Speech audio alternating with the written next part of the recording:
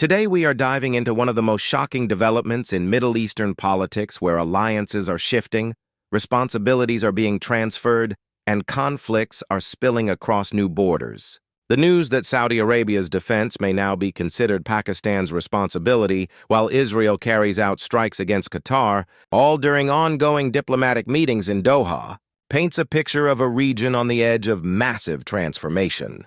This is not just about politics or military strategy, but about how nations are redefining trust, dependence, and survival in a time of global uncertainty. For decades, Saudi Arabia has invested billions into its own defense capabilities, purchasing the most advanced American weaponry, hiring foreign advisors, and building an image of military strength. Yet despite this, Riyadh has often found itself reliant on partners when real threats emerged. Pakistan has long maintained a unique and brotherly relationship with Saudi Arabia, offering not only manpower but also strategic expertise in times of need. The deep religious, cultural, and political bonds have translated into decades of cooperation. What we are seeing now is a potential shift where Riyadh is openly acknowledging that its long-term security cannot be guaranteed alone and is ready to outsource parts of its defense responsibilities to Islamabad. This move is not coming in isolation.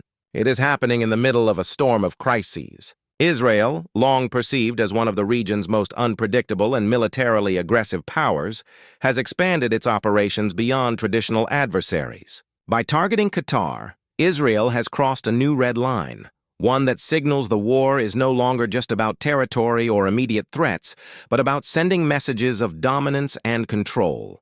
Qatar has been a supporter of many resistance groups, a host of influential media platforms, and a state that often challenges Israeli policies diplomatically. By striking Doha-linked interests, Israel is attempting to force Qatar into submission while simultaneously warning other Arab capitals that neutrality will no longer shield them.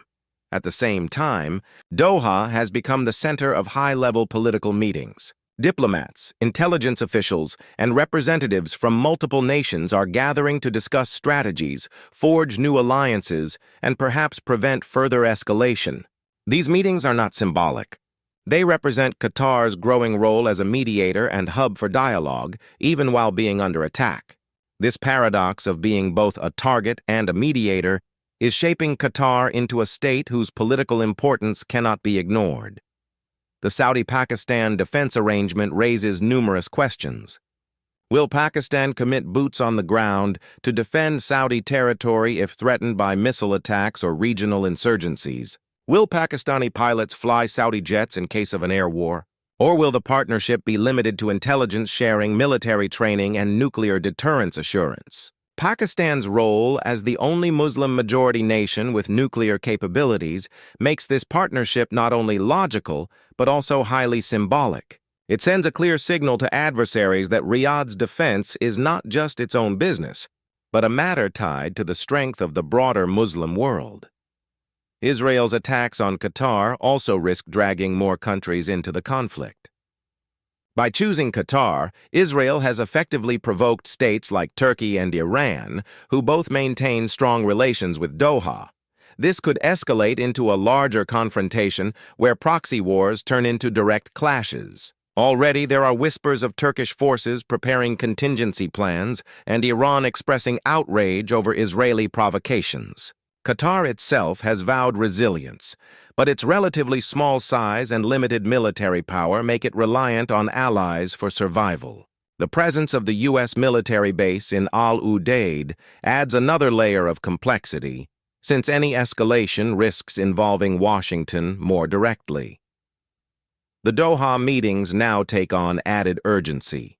Countries that were previously hesitant to pick sides are being forced to choose between alignment with Israeli-backed strategies or resistance alongside Qatar and its supporters. This polarization threatens to fracture the Middle East into competing blocs, one centered around Israel and its silent partners, and the other rallying around Qatar, Turkey, Iran, and possibly Pakistan through its new Saudi commitments. The risk of a direct Saudi-Israel confrontation also grows if Riyadh feels pressured to respond to Israeli overreach against a fellow Gulf state. Pakistan's acceptance of Saudi defense responsibilities is also rooted in its own strategic interests. The financial support Riyadh has provided Pakistan in times of economic crisis cannot be understated. Loans, oil deals, and aid have repeatedly helped Islamabad weather financial storms. By formalizing a defense commitment, Pakistan ensures continued Saudi support while also boosting its own influence in the Arab world. Moreover, Pakistan's military gains valuable operational experience and political leverage by positioning itself as the shield of the Gulf. However, this also brings risks. By aligning too closely with Riyadh, Pakistan may alienate Iran, a neighbor with whom it shares a fragile but important relationship. Balancing these competing pressures will test Islamabad's diplomatic skill like never before. Meanwhile, Israel's calculus seems to be one of preemptive aggression. By striking Qatar, Tel Aviv is attempting to dismantle not just physical targets, but also psychological resilience. It is betting that a smaller state like Qatar cannot withstand prolonged pressure without external support. But this may backfire. Instead of isolating Doha, Israel's strikes could strengthen regional sympathy for Qatar, pushing even reluctant states to show solidarity. The role of the U.S. is critical here. Washington maintains strong relations with both Israel and Qatar, making it uniquely positioned to de-escalate tensions. Yet the U.S. has often been reluctant to restrain Israel, particularly in moments of heightened conflict. The long-term implications of Saudi Arabia outsourcing defense to Pakistan go beyond military cooperation.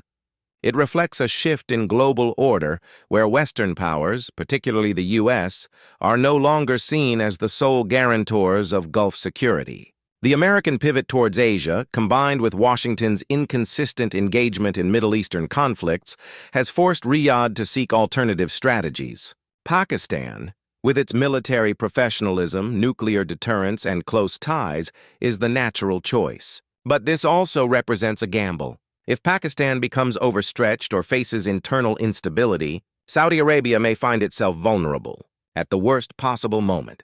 Qatar's role as a mediator while under fire also symbolizes a changing Middle East, where smaller states wield disproportionate diplomatic influence. Doha's hosting of negotiations, whether on Afghanistan, Palestine, or now broader Arab-Israeli tensions, has turned it into an indispensable actor. Israel's attack on Qatar could therefore be seen not just as punishment for supporting resistance, but also as an attempt to weaken its credibility as a global mediator. Yet paradoxically, the more Qatar is attacked, the more it gains international sympathy and legitimacy. As these dynamics unfold, the possibility of a multi-front confrontation cannot be dismissed. If Saudi Arabia leans on Pakistan and Israel continues to strike Qatar, while Doha meetings try to manage the fallout, the region could spiral into chaos. Turkey, Iran, and even Egypt could be drawn into the equation.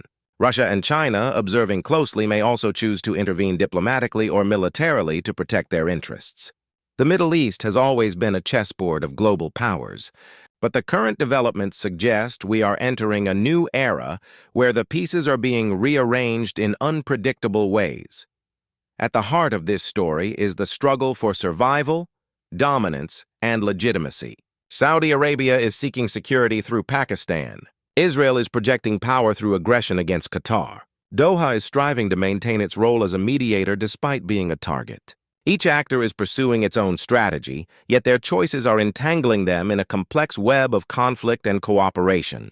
The world is watching closely because what happens in Riyadh, Islamabad, Doha, and Tel Aviv does not remain confined to the region. The ripple effects will touch global energy markets, security alliances, and even the future of international law. The question now is whether diplomacy can prevent escalation, or whether the Middle East is heading into another prolonged conflict with even greater stakes. For Saudi Arabia, the gamble of outsourcing defense to Pakistan could either create a formidable shield or expose vulnerabilities. For Israel, its attacks on Qatar could either cement its dominance or isolate it diplomatically. For Qatar, surviving these strikes while hosting critical meetings could elevate it into a central global player. And for Pakistan, this could be the moment it steps fully onto the world stage as a decisive military and diplomatic actor. This unfolding drama is far from over, and every decision made in Riyadh, Islamabad, Doha, and Tel Aviv in the coming days will shape the future of the Middle East for years to come.